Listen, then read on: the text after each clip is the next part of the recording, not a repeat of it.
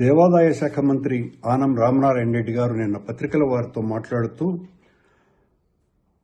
జగన్మోహన్ రెడ్డి గారు మొన్న తిరుపతిలో జరిగినటువంటి దుర్ఘటనలో క్షతగాత్రులైనటువంటి వాళ్లను పరామర్శించడానికి రావటానికి ముందే వైసీపీ నాయకులు ఆ క్షతగాత్రులకు 18 మందికి డబ్బులిచ్చి చంద్రబాబు గారికి వ్యతిరేకంగా తిట్టమని చెప్పారు అని చేసినటువంటి ఆరోపణ ఎంత దారుణంగా ఉందంటే, మీ నిర్వాహకం వలన 6 మంది మరణానికి గురైతే దానికి నైతిక బాధ్యత వహించి రాజీనామా చేయవలసినటువంటి స్థానంలో ఉన్నటువంటి మీరు జగన్మోహన్ రెడ్డి గారి మీద ఈ రకమైనటువంటి ఆరోపణ చేయటం ఒక సీనియర్ రాజకీయ నాయకుడిగా మీ స్థాయిని ఎంతగా దిగజార్చిందంటే, రాజకీయంగా ఇంత హీనంగా కూడా మాట్లాడగలరు మీరు అని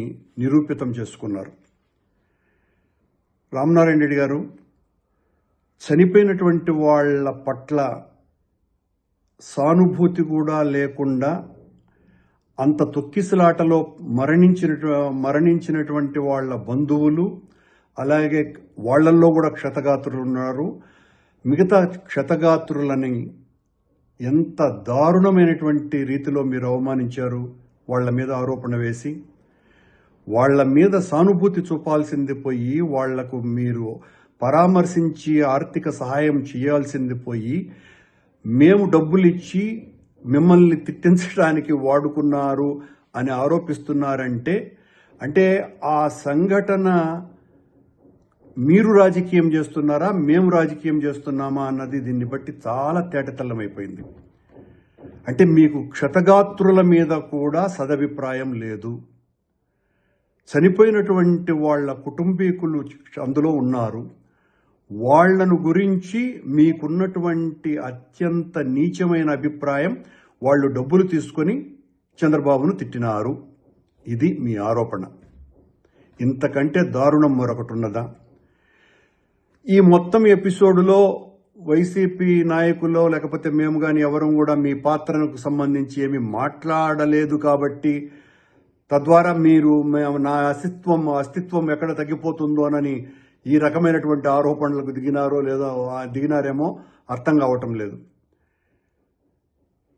క్షతగాత్రులను అవమానపరచటం, చనిపోయినటువంటి వాళ్ల కుటుంబీకులను అత్యంత నీచంగా భావించటం, ఇంతకంటే దారుణం మరొకటి లేదు. అలాగే మేము అక్కడికి వచ్చినప్పుడు జగన్మోహన్ రెడ్డి గారిని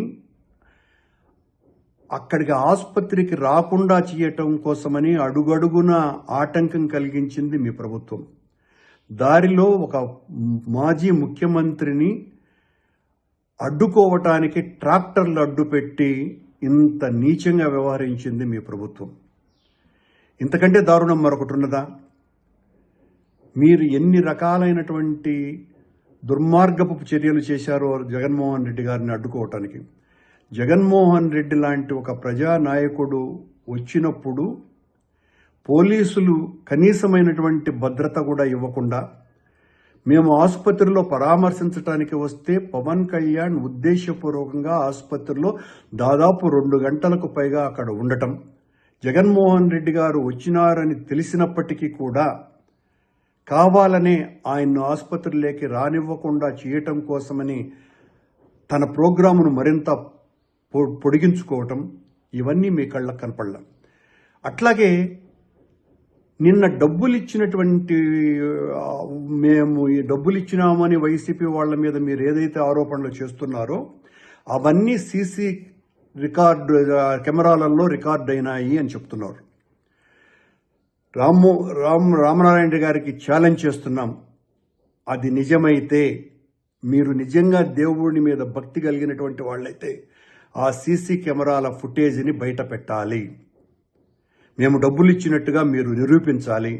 నిరూపించలేకపోతే, ఎందుకంటే సీసీ ఫుటేజ్లు మీ అధీనంలోనే ఉంటాయి. నిరూపించలేకపోతే వెంటనే మీ పదవికి రాజీనామా చేయాలి. మమ్మల్ని అసలు జగన్మోహన్ రెడ్డి గారు వచ్చేంత వరకు మమ్మల్ని ఆసుపత్రి ముఖం వైపు కూడా రానివ్వలేదు మీ పోలీసు, మీ అధికార గణం. మేము డబ్బులు ఇచ్చి మీ చంద్రబాబు నాయుడిని తిట్టించినామని చెప్తున్నారు మీరు. అంటే చంద్రబాబు నాయుడు గారి పాలన మీద క్షతగాత్రులకు ఉన్నటువంటి అభిప్రాయం ఏందో చాలా స్పష్టంగా అర్థమైపోయింది. మీ ప్రభుత్వం మీద, మీ నాయకుడి మీద ఏ రకమైనటువంటి అభిప్రాయాలు ఉన్నాయని. దయచేసి వెంటనే మీరు సీసీ ఫుటేజీలని బయట పెట్టాలా, లేదా మీ పదవికి రాజీనామా చేయాలా. ఇంత నీచంగా వ్యవహరించినాను నేను, నా తప్పిదం ఇదేనని మీరు మీ పదవికి రాజీనామా చేయాలి. మీ చర్య ఎలా ఉన్నది అంటే, మీ పార్టీలో మీ పదవి దేవాదాయ శాఖ మంత్రి అయినప్పటికీ కూడా మిమ్మల్ని పట్టించుకునే వాళ్ళు ఎవరు లేరు కనుక, అదేదో సామెత ఉంది, తోలుగుడ్డు పెట్టే కోడికి ఎంత విలువ ఉందో నిజమైన గుడ్డు కాకుండా తోలుగుడ్డు పెట్టేటువంటి కోడికి, ఆ రకమైనటువంటి కోడిగా మీరు తెలుగుదేశం ప్రభుత్వంలో మంత్రిగా ఉన్నారు. తోలు గుడ్లు పెట్టేటువంటి కోడిగా మీరు ఆ సీసీ ఫుటేజ్ని వెంటనే ఈరోజే బయట పెట్టాలి. మేము డబ్బులు ఇచ్చినట్టు నిరూపించాలి, లేదా పదవికి రాజీనామా చేయాలి.